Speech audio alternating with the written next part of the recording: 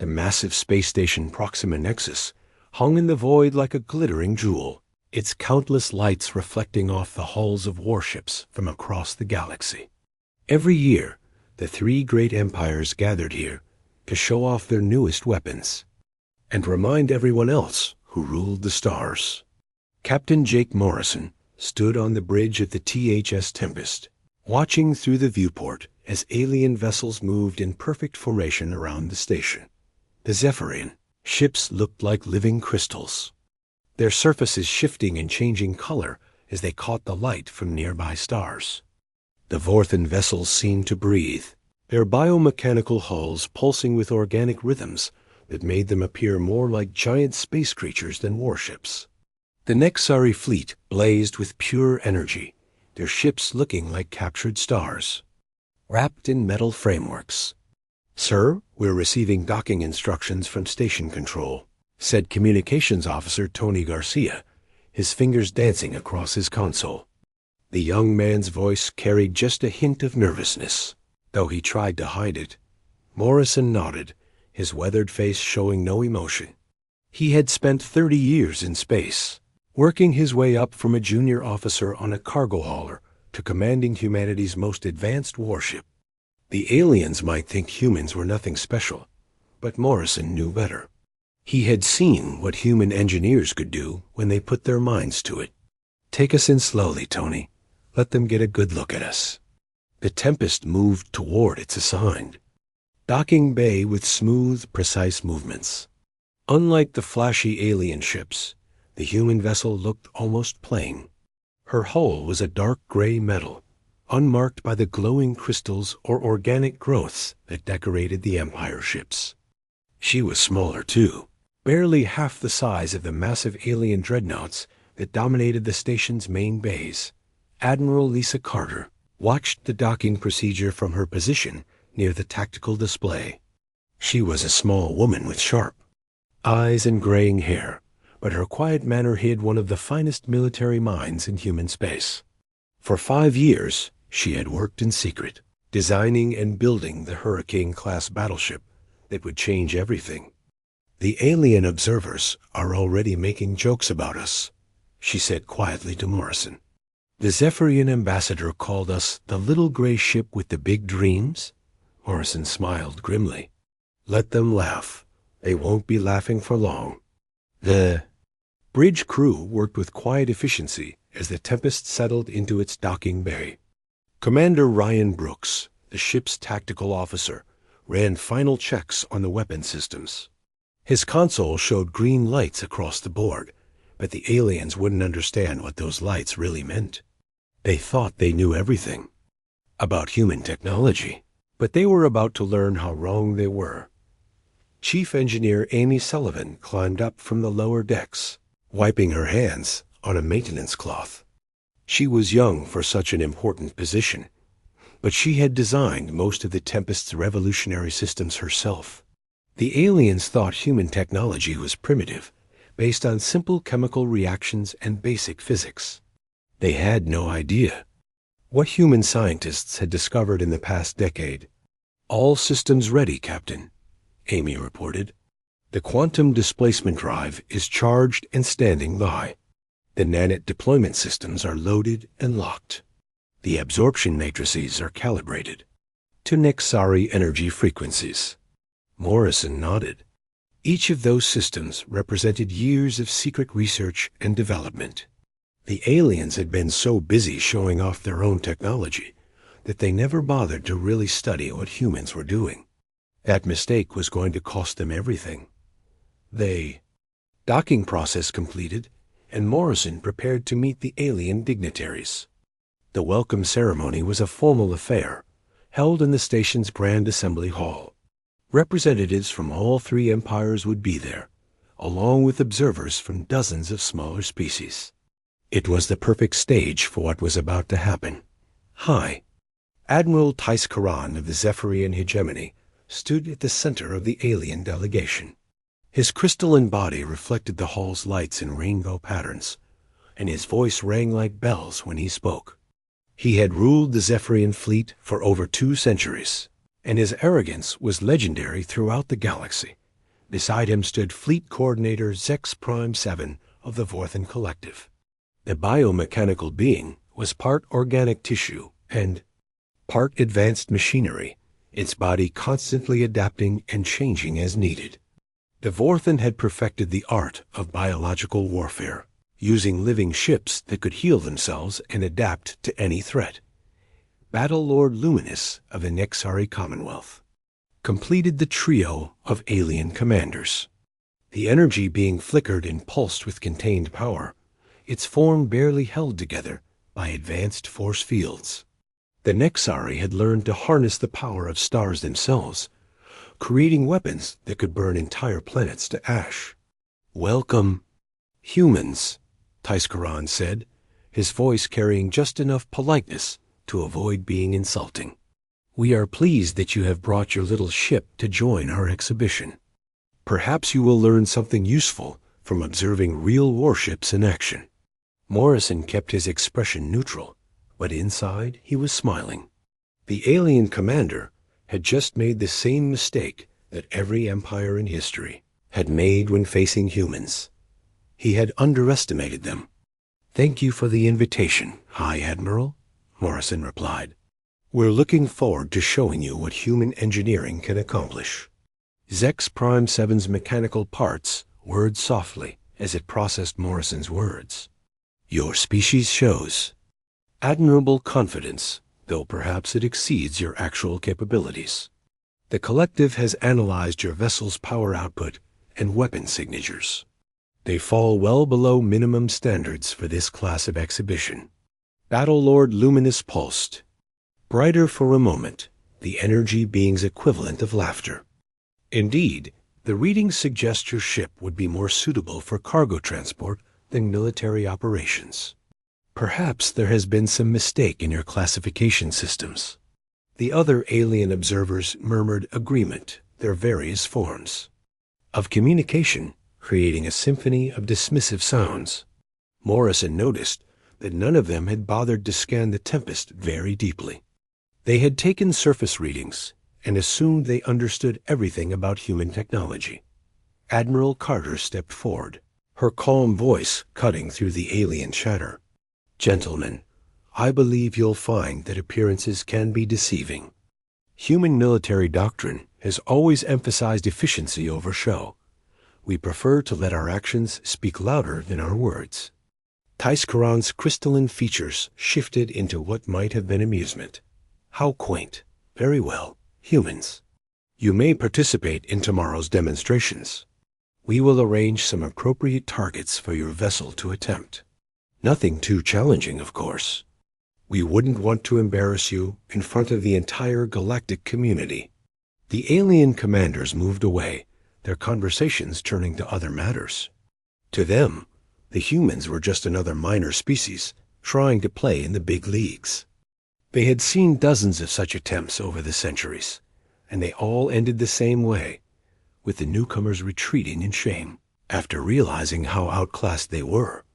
But Morrison and his crew knew something the aliens didn't. Hidden in shipyards throughout human space, 49 more Hurricane-class battleships were nearing completion. The Tempest wasn't just a single ship trying to prove itself worthy of galactic attention. She was the opening move in a game that would reshape the entire balance of power among the stars dot as the reception continued around them. Morrison caught Amy Sullivan's eye and nodded slightly. Tomorrow, when the demonstrations began, the galaxy would discover what happened when you underestimated the ingenuity and determination of the human race. The storm was coming, and the three great empires had no idea what was about to hit them. The morning of the exhibition arrived with the artificial sunrise that marked each new day cycle on Proxima Nexus. Captain Morrison stood in his quarters, adjusting his uniform while watching the alien fleets prepare for their demonstrations through his viewport. The three Empire flagships had moved to the center of the exhibition zone, their hulls gleaming in the station's powerful floodlights. The Zephyrian flagship Shard of Eternity looked like a massive crystal formation that had somehow learned to fly. Its surface shifted constantly between different colors, each hue representing a different weapon system or defensive capability. High Admiral Taiskaran had spent the past hour positioning his ship for maximum visual impact, ensuring that every observer would see the full glory of Zephyrian technology. The Vorthan bioship living nightmare pulsed with organic life, its hull covered in what looked like scales or armor plating that moved and shifted like living skin. Thick tentacles extended from various points along its length, each one tipped with different types of weapons or sensors. Fleet Coordinator Zex-7 had grown this ship over the course of 50 years, carefully nurturing each component until it became a perfect fusion of biology and technology.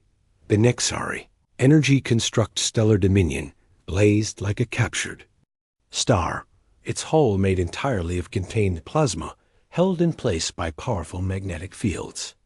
Battlelord Luminous had built this vessel from pure energy, shaping stellar matter into the form of a warship through sheer force of will. When it moved, trails of fire followed in its wake, and space itself seemed to bend around its massive bulk. Morrison finished dressing and made his way to the bridge, where his crew was making final preparations for their own demonstration. The Tempest sat quietly in her docking bay, looking small and unremarkable compared to the alien giants. But Morrison knew that appearances meant nothing in real combat. "Status report," he said as he settled into his command chair. Commander Ryan Brooks looked up from his tactical console. "All weapon systems are ready, sir. The railguns are loaded with standard kinetic rounds for the initial demonstration. The special systems are standing by for your command." Chief Engineer Amy Sullivan emerged from the engineering section, her tools still in hand. "The quantum displacement drive is fully charged, Captain. We can jump anywhere within a 50,000-kilometer radius with zero warning time. The nanite deployment systems are loaded with the adaptive strain we developed specifically for Vorthan bioships." Lieutenant Colonel Steve Mitchell, the ship's strategic advisor, spread a holographic display in front of Morrison's chair. "I've been monitoring the alien ships all night, sir. Their captains are following standard exhibition protocols, which means they'll demonstrate their primary weapons first, then their defensive systems, and finally their most impressive capabilities. They're not expecting any real opposition." Morrison studied the tactical data that Mitchell had gathered. For months, the colonel had been analyzing every piece of information they could gather about the three Empire fleets. He knew their standard formations, their typical attack patterns, and most importantly, their weaknesses. "The Zephyrians rely too heavily on their dimensional manipulation," Mitchell continued. "They assume that reality-bending weapons can't be countered by conventional technology. The Vorthans believe that adaptive biology can overcome any threat through evolution and change. The Nexari think that pure energy output is the ultimate measure of military power. And they're all wrong," Morrison said quietly. The exhibition began with fanfare as thousands of observers gathered on viewing platforms throughout the station. Representatives from dozens of species watched as the three Empire flagships moved into position around a large asteroid field that had been towed in specifically for the demonstrations. High Admiral Taiskaran spoke first, his crystalline voice carrying across all communication channels. "Honored observers, today you will witness the true power of the Zephyrian hegemony. Our mastery of dimensional science allows us to strike at enemies across multiple layers of reality simultaneously." The Shard of Eternity began to glow with intense light as its weapon systems charged. Suddenly, tiers in space itself opened around the target asteroids. The dimensional rifts appeared to slice through solid rock as if it were empty air, but the effect was far more devastating than simple cutting. The asteroids didn't just break apart. They ceased to exist in this dimension entirely, leaving only empty space where massive chunks of stone and metal had been moments before. The alien observers erupted in appreciative sounds. their various forms of applause creating a cacophony of approval. The demonstration was impressive, even by galactic standards, and several smaller species immediately began taking notes for their own weapons research programs. Fleet Coordinator Zex Prime 7's mechanical voice followed the Zephyrian display. The Vorthan Collective now demonstrates the superiority of adaptive biological warfare. Our vessels do not merely attack. They evolve in real time to overcome any defense. The living nightmare extended its massive tentacles toward another group of asteroids. Instead of destroying the targets outright, the bioship began to change them. The rocky surfaces sprouted growths that looked like metallic coral, quickly spreading across the entire asteroid field. Within minutes, the space rocks had been transformed into living extensions of the Vorthan ship. Their new biological components, pulsing with the same rhythms as the flagship itself, the organic conversion process was both fascinating and terrifying. To watch, the Vorthans didn't just destroy their enemies. They absorbed them, turning hostile forces into parts of their own fleet. Several observers shifted uncomfortably as they realized what this capability meant for any species that opposed the collective. Battlelord Luminous completed the trilogy of demonstrations with a display of raw power that made the previous two seem almost subtle. Behold the might of the Nexari Commonwealth. We have learned to harness the very forces that power the stars themselves. The stellar dominion began to pulse brighter and brighter, drawing energy from the nearby sun through some form of advanced collection system. When it had gathered enough power, the energy construct released a concentrated beam of plasma that made the star itself seem dim by comparison. The beam struck the remaining asteroids and simply vaporized them, leaving not even dust behind. Blast was so intense that the station's automated systems briefly dimmed the observation windows to protect viewers from the glare. When the light faded, the entire asteroid field had been reduced to scattered particles of superheated gas that glowed briefly before dispersing into space. The alien commanders basked in the approval of their audience, each one convinced that they had demonstrated their species' superiority over all others. The three flagships moved back into formation, their crews no doubt celebrating another successful exhibition. Then Morrison received the communication he had been waiting for. "Captain Morrison, this is Station Control," came the voice of the traffic coordinator. "The exhibition committee has graciously agreed to allow your vessel to participate in the demonstrations. You have been assigned a training area with appropriate targets for your technology level." Morrison smiled as he looked at the training targets that had been prepared for the Tempest. They were small chunks of metal and rock, barely worth the effort of a single railgun shot. The aliens clearly expected the humans to struggle with even these simple obstacles. "Acknowledged, Station Control," Morrison replied. "The Tempest is moving to the demonstration area now." As the human ship undocked from the station and began moving toward the exhibition zone, Admiral Carter joined Morrison on the bridge. Her expression was calm, but he could see the anticipation in her eyes. "Are you ready to show them what humans can really do?" she asked quietly. Morrison looked out at the three alien flagships, their crews no doubt watching with amusement as the small gray ship prepared for its pathetic attempt at a weapons demonstration. They had no idea that everything was about to change. "Let's give them a show they'll never forget," he said. The Tempest moved slowly through space toward the demonstration area, her engines producing only the faintest blue glow. Captain Morrison sat in his command chair, watching the alien flagships through the main viewer as they maintained their positions around the exhibition zone. The three Empire commanders were clearly enjoying their moment of triumph, basking in the admiration of thousands of observers. "We're approaching the target zone, Captain," reported Navigator Kelly Davis from her station. The young woman had plotted their course with careful precision, ensuring they would arrive at exactly the right position for what was about to happen. Morrison nodded, his expression calm and controlled. "Take us to the designated coordinates." Kelly, standard approach speed. The training targets that had been provided for the human demonstration floated in space ahead of them. They were pathetic compared to the asteroid fields that the alien ships had destroyed. Just a few chunks of scrap metal and small rocks that looked more like garbage than proper military targets. High Admiral Tais had personally selected these targets as a way of making sure the humans didn't embarrass themselves too badly. "Incoming transmission from the Shard of Eternity," announced Communications Officer Tony Garcia.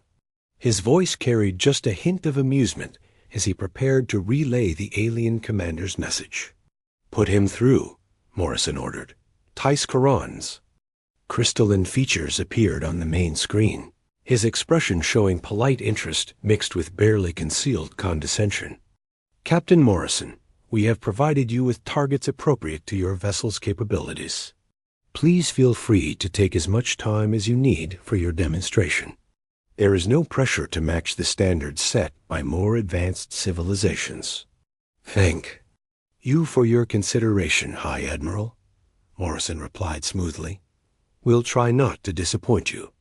The transmission ended, and Morrison could hear quiet laughter echoing across the alien communication channels. The Empire commanders were clearly expecting a pathetic display that would confirm their assumptions about human technological limitations.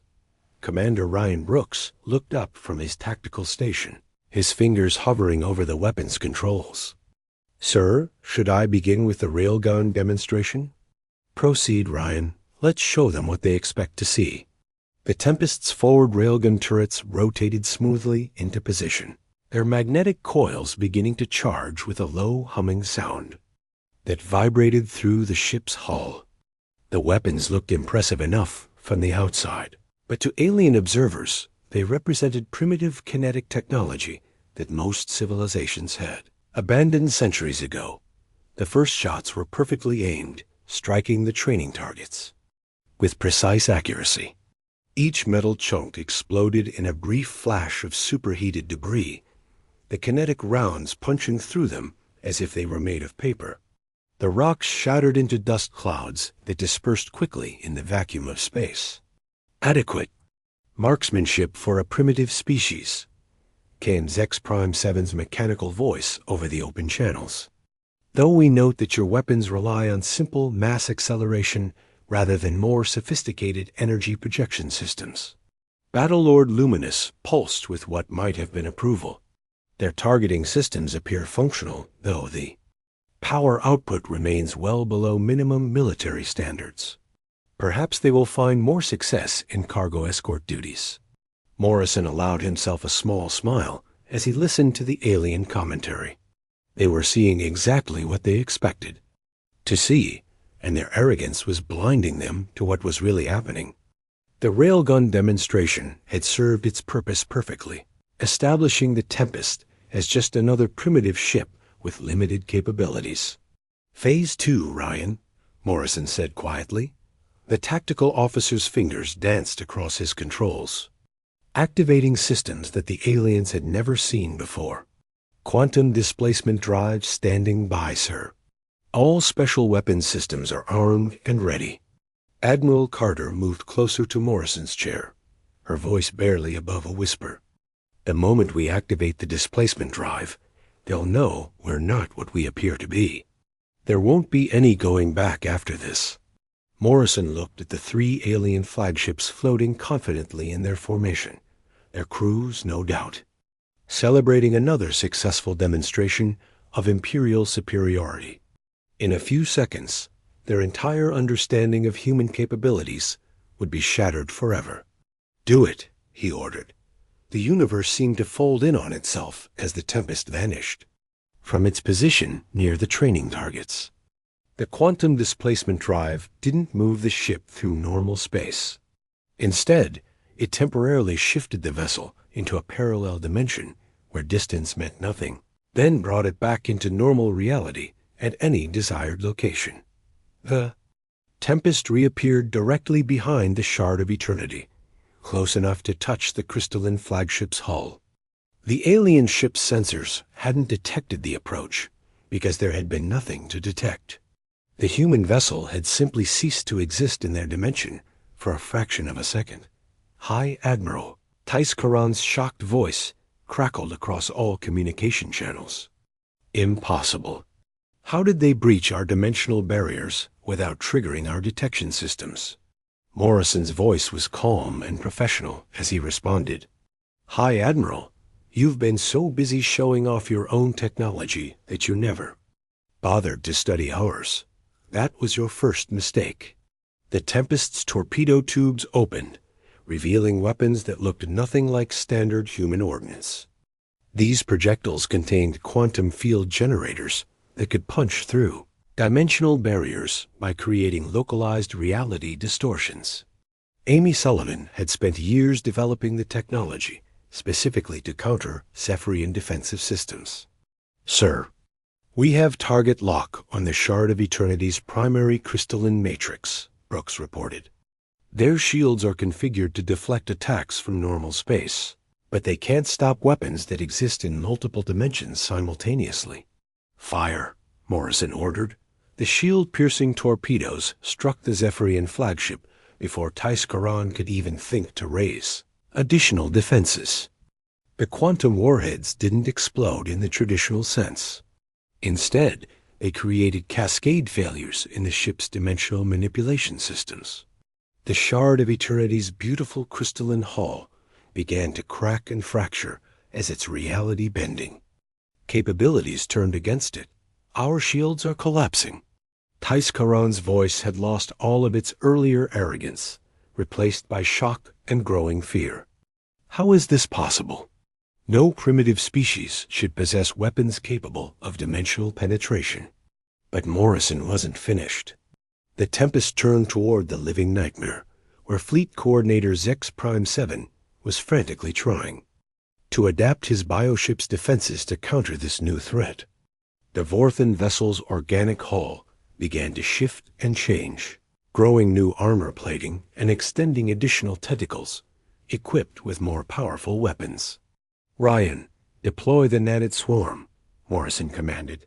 Thousands of microscopic machines launched from the Tempest's secondary weapon ports, each one no larger than a virus, but containing computational power that exceeded most planetary computer networks. Amy Sullivan had designed these nanites to mimic Vorthan biological adaptation processes, but with a crucial difference. They adapted faster than any organic system could possibly respond. The Nanite Swarm reached the living nightmare and immediately began analyzing its biomechanical structure. Within seconds, they had identified the ship's cellular composition and started replicating themselves using the vessel's own organic matter as raw material.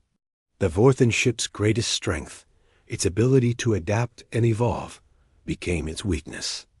As the nanites used its own biological processes to spread throughout the entire hull, the bioship is being consumed from within, Brooks reported with satisfaction.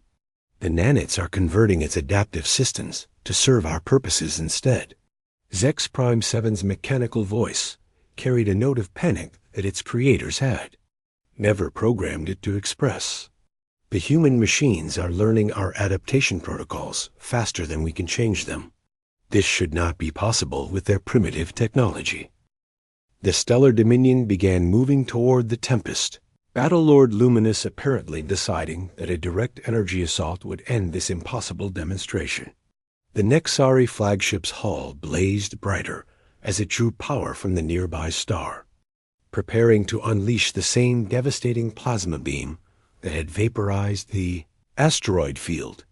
Morrison watched the energy construct approach with complete calm.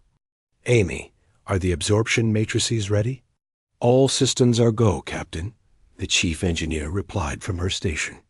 The quantum absorption fields are calibrated to Nexari energy frequencies. The more power they throw at us, the stronger we'll become. The Stellar Dominion fired its main weapon, a concentrated beam of stellar plasma that should have reduced the Tempest to component atoms. Instead, the beam struck the human ship's hull and simply disappeared, absorbed by the quantum matrices. that Amy had built into the vessel's armor plating. Impossible! Battlelord Luminous shrieked across all frequencies. No matter can withstand the concentrated power of a star. Morrison's voice cut through the alien panic with cold precision. You're right, Battlelord. No ordinary matter could withstand that much energy. But we're not using ordinary matter. The Tempest began to glow with absorbed power as the quantum matrices converted the Nexari energy beam into usable fuel for the ship's systems. The more the stellar dominion fired, the brighter the human vessel became, until it was blazing like a second sun in the darkness of space. The 3 alien flagships floated helplessly in space, their mighty weapon systems disabled by technology they had never imagined possible. High Admiral Taiskaran stared at his cracked and failing displays, while Fleet Coordinator Zex Prime 7 watched nanits consume his bioship from within. Battlelord Luminous pulsed with barely contained rage as his energy attacks continued to feed power to the human vessel instead of destroying it. Captain Morrison stood on the bridge of the Tempest, watching the alien commanders struggle to understand what had just happened to them. The demonstration was supposed to be over, but he could see in their faces that their pride would not let them accept defeat. These were beings who had ruled the galaxy for thousands of years, and they would not surrender their dominance without a fight. Captain, I'm receiving priority transmissions from all 3 flagships, reported Communications Officer Tony Garcia. They're requesting immediate tactical conferences with their fleet commanders. Admiral Carter moved to Morrison's side, her expression grim. They're going to coordinate a joint attack. Their egos can't handle being humiliated by a species they consider primitive. Lieutenant Colonel Steve Mitchell looked up from his strategic display, where he was tracking the movements of the alien support vessels. Sir, I'm seeing increased activity throughout their fleets. The Zephyrians are charging their reality manipulation systems. The Vorthans are releasing additional bioships from their carrier vessels, and the Nexari are drawing power from 3 different stars simultaneously. Morrison nodded slowly. He had hoped the aliens would accept their defeat gracefully and begin negotiating from their new position of weakness. Instead, they were about to make the worst mistake in galactic history by trying to overwhelm humanity through sheer numbers and combined firepower. Ryan, what's our tactical situation? Morrison asked his weapons officer. Commander Ryan Brooks studied his console carefully before responding. All systems are fully operational, sir. The quantum displacement drive is recharged and ready for another jump. The nanite manufacturing systems are producing fresh swarms every 30 seconds. The absorption matrices are at full capacity and can handle significantly more energy input. The 3 flagships are moving into attack formation, reported Navigator Kelly Davis. They're positioning themselves in a triangle pattern around us, probably planning to hit us from all sides simultaneously. Chief Engineer Amy Sullivan climbed up from the engineering section, her face flushed with excitement. Captain, the absorption matrices just gave us a massive power boost. We're operating at 200% of normal capacity across all systems. If they want to throw everything they have at us, we're ready for them. Morrison looked at the tactical display showing the positions of the alien fleets. Hundreds of warships were moving into position around the Tempest, their crews no doubt convinced that overwhelming force would succeed where individual excellence had failed. It was exactly the kind of thinking that had allowed humans to study and counter their tactics for so many years. High Admiral Taiskaran's voice crackled across the communication channels, his earlier politeness replaced by cold fury. Human vessel, you have used some form of trickery to temporarily disable our primary systems. This deception ends now. Surrender immediately, or face the combined might of 3 galactic empires. Fleet Coordinator Zex Prime 7's mechanical tones joined the ultimatum. The collective has analyzed your tactical capabilities and determined them to be within acceptable parameters for defeat. You cannot possibly stand against the adaptive power of our entire biofleet. Battle Lord Luminous blazed brighter as he spoke, his energy form crackling with barely restrained power. Your absorption systems may have countered a single ship's output, but no technology can withstand the concentrated energy of an entire stellar harvesting fleet. You will be vaporized instantly. Morrison looked at his bridge crew, seeing the same calm determination in their faces that he felt in his own heart. These men and women had trained for years to face exactly this moment, when humanity would either prove its worth among the stars or be crushed by forces beyond its control. "Open a channel to all alien vessels," Morrison ordered. Tony Garcia nodded and activated the ship's primary communication array. "Channel open, sir. You're broadcasting to the entire galactic fleet." Morrison's voice carried clearly across space as he addressed the assembled alien armada. "High Admiral, Fleet Coordinator, Battle Lord, you've just made the same mistake that every empire in galactic history has made when facing humanity. You assume that because you have more ships, more weapons, and more raw power, you must inevitably win." The Tempest began moving through space with smooth, precise movements as Morrison continued speaking. "But warfare isn't about having the biggest guns or the most advanced technology. It's about understanding your enemy and using their own strengths against them. You've been so busy showing off your individual capabilities that you never learned to work together effectively."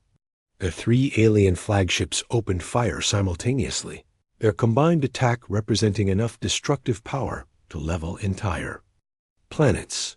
Dimensional rifts tore at space around the Tempest, while biomechanical weapons adapted and evolved in real time. Stellar energy beams converged on the human ship from multiple directions, creating a light show that could be seen from hundreds of kilometers away. But Morrison had positioned his ship with careful precision, using the aliens' own tactical doctrine against them. The Tempest sat at the exact center of their triangle formation, where their overlapping fields of fire would create the maximum amount of interference between their different weapon systems. The Zephyrian dimensional rifts began interacting with the Vorthan bioweapons in unexpected ways, causing the organic projectiles to phase in and out of reality unpredictably. The Nexari energy beams, reflected and redirected by the Tempest's absorption matrices, struck the crystalline hulls of the Zephyrian ships and overloaded their reality-bending systems. The biomechanical vessels found their adaptive capabilities overwhelmed as they tried to counter both dimensional distortions and energy feedback simultaneously. "Sir, the alien formations are breaking apart," Brooks reported with barely concealed excitement. "Their weapons are interfering with each other, more than they're affecting us. The Zephyrian reality distortions are disrupting Vorthan biological processes, and the reflected Nexari energy is causing cascade failures in the crystalline matrix systems." Morrison watched as the carefully planned alien assault turned into chaos. Ships collided with each other as their navigation systems were scrambled by dimensional interference. Bio-vessels began consuming their own escort craft as the nanits spread from ship to ship through their organic communication networks. Energy constructs overloaded and exploded as they tried to process feedback from their own reflected attacks. Lieutenant Colonel Mitchell's voice cut through the noise of battle as he coordinated the Tempest's defensive systems. "The alien commanders are trying to pull back and regroup, but their fleets are too tightly packed.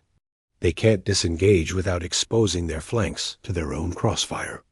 Amy Sullivan's engineering systems worked overtime to process the massive energy inputs from hundreds of alien weapons. "Captain, we're absorbing so much power that we could probably jump to another star system if we wanted to. The aliens are literally fueling our escape if we need it." But Morrison had no intention of running. The Tempest continued to dance through the chaos of the alien crossfire, her quantum displacement drive allowing her to appear and disappear at will. Each time the alien ships thought they had her cornered, she would vanish and reappear somewhere else, always positioned to maximize the interference between their different weapon systems. The three Empire commanders finally realized what was happening to their fleets, but by then it was too late. Their combined attack had become a disaster of their own making, with their ships attacking each other as often as they targeted the human vessel. High Admiral Tyscaron's voice carried a note of desperation as he tried to coordinate a withdrawal. "All ships cease fire and fall back to minimum engagement range. We're hitting our own vessels." But the damage was already done. The alien fleets hung in space, crippled by their own weapons and thoroughly outmaneuvered by a single human ship. The galaxy's three greatest military powers had just been defeated not by superior firepower, but by superior tactics and a simple refusal to fight the battle on their terms. The silence that followed the alien retreat was deafening. Captain Morrison stood on the bridge of the Tempest, watching as hundreds of damaged warships limped away from the battle zone. The three great fleets that had ruled the galaxy for millennia now looked like broken toys scattered across space. Debris from destroyed vessels drifted between the stars, and emergency lights blinked frantically on ships that were struggling to stay operational. High Admiral Tyscaron's flagship, the once mighty shard of eternity, hung motionless in space with massive cracks running through its crystalline hull. The dimensional manipulation systems that had been the pride of Zephyrian technology were completely offline, leaving the ship vulnerable and defenseless. Fleet Coordinator Zex Prime 7's bioship writhed weakly as nanits continued to consume its organic systems from within, converting the vessel's own adaptive capabilities into tools for its destruction. Battlelord Luminous flickered like a dying star, his energy form barely contained by failing force fields as his power reserves drained away. Admiral Carter joined Morrison at the main viewer, her expression a mixture of satisfaction and concern. "The demonstration is over, Jake. We've proven that human technology can match anything the galaxy has to offer. The question now is what we do with this victory." Morrison nodded slowly.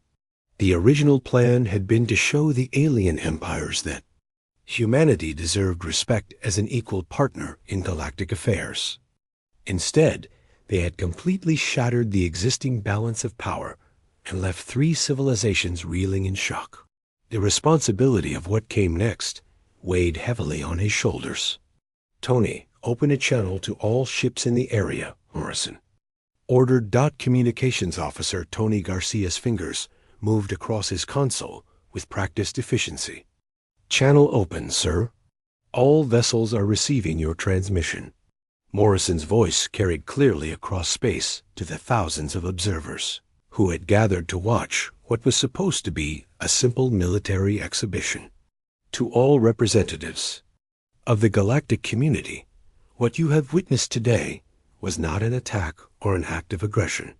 It was a demonstration of human military capability designed to establish our species as a legitimate power in galactic affairs." The response was immediate and chaotic. Dozens of smaller species began broadcasting simultaneously their various forms of communication, creating a cacophony of voices across every frequency. Some expressed fear at this new human threat, while others offered immediate alliance proposals. The neutral station's administrators struggled to maintain order as diplomatic protocols collapsed in the face of this unprecedented situation. Lieutenant Colonel Steve Mitchell looked up from his strategic display, where he was monitoring the reactions of various alien governments. "Sir, we're receiving formal diplomatic requests from 47 different species. The Altarian Republic wants to discuss a mutual defense treaty. The Sirius Trade Federation is offering exclusive commercial partnerships. Even some of the Outer Rim colonies are asking for protection from the three empires." Chief Engineer Amy Sullivan climbed up from the engineering section, her face showing the exhaustion of managing the ship's advanced systems during combat. "Captain, Our power levels are still at maximum capacity, thanks to all the energy we absorbed. We could demonstrate even more advanced capabilities if needed, but I'd recommend against it. We've already shown them enough to change everything. Commander Ryan Brooks monitored his tactical systems as alien ships continued to withdraw from the area. Sir, the three Empire fleets are regrouping at the edge of the system. They're not retreating completely, but they're definitely maintaining a respectful distance. I don't think they want to risk another engagement right now. Morrison studied the tactical display, watching as the once arrogant alien commanders tried to salvage what remained of their military prestige. The demonstration had accomplished far more than anyone had expected, but it had also created a dangerous power vacuum that could lead to chaos throughout the galaxy. Hi. Admiral Taiskaran's voice crackled weakly across the communication channels, his earlier arrogance replaced by something that might have been respect. Captain Morrison, the Zephyrian hegemony formally requests a diplomatic conference to discuss new arrangements between our peoples. We acknowledge that our previous assessment of human capabilities was inadequate. Fleet Coordinator Zex Prime 7's mechanical tones followed the Zephyrian request. The Vorthan Collective concurs with the proposal for immediate diplomatic negotiations. Our analysis indicates that continued hostility would be counterproductive for all parties involved. Battlelord Luminous pulsed weakly as he added his voice to the growing chorus of diplomatic overtures. The Nexari Commonwealth agrees to participate in negotiations. We have clearly underestimated the strategic and technological capabilities of the human species. Morrison exchanged glances with Admiral Carter, both of them recognizing the magnitude of what was happening. In the space of a few hours, humanity had gone from being ignored as a primitive species to being courted as a major galactic power. The three empires that had dismissed them as insignificant were now desperately trying to avoid being left behind as the balance of power shifted. Kelly Davis looked up from her station, where she had been plotting courses for the human fleet elements that were already moving toward this sector. Captain, I'm receiving priority transmissions from Earth Command. Admiral Thompson wants to know if we need reinforcements. The Hurricane-class battleships Tornado and Cyclone are already en route and will arrive within 6 hours. Morrison smiled at the thought of the alien commander's reactions when they realized that the Tempest was not alone. The 49 sister ships under construction in human space represented a revolution in military thinking that would reshape galactic politics for generations to come. Tell Admiral Thompson that the situation is under control, but will be. Glad to have the backup. The more ships we have available for diplomatic negotiations, the better our position will be. The communication channels buzzed with activity as word of the demonstration spread throughout the galaxy. Species that had been oppressed by the three empires for centuries began to see new possibilities for freedom and independence. Trading.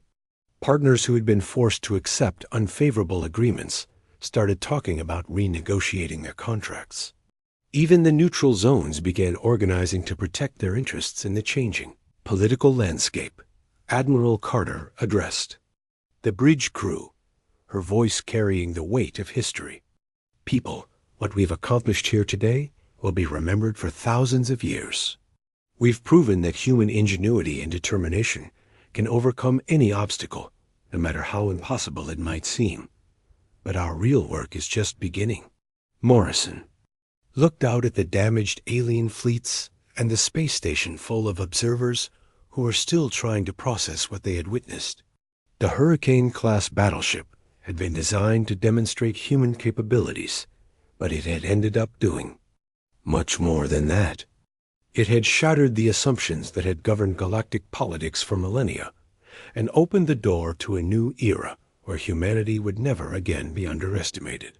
Set course for the diplomatic conference area, Morrison ordered. It's time to start building the future that we've just made possible. The Tempest began moving through space with smooth, confident movements, her hull still glowing faintly with absorbed energy from the alien attacks. Behind her, the three Empire fleets struggled to maintain formation as their commanders grappled with their new reality. The age of alien dominance was over, and the storm that was human ambition had only just begun to show its true power dot as the ship approached the conference zone. Morrison reflected on how quickly everything had changed.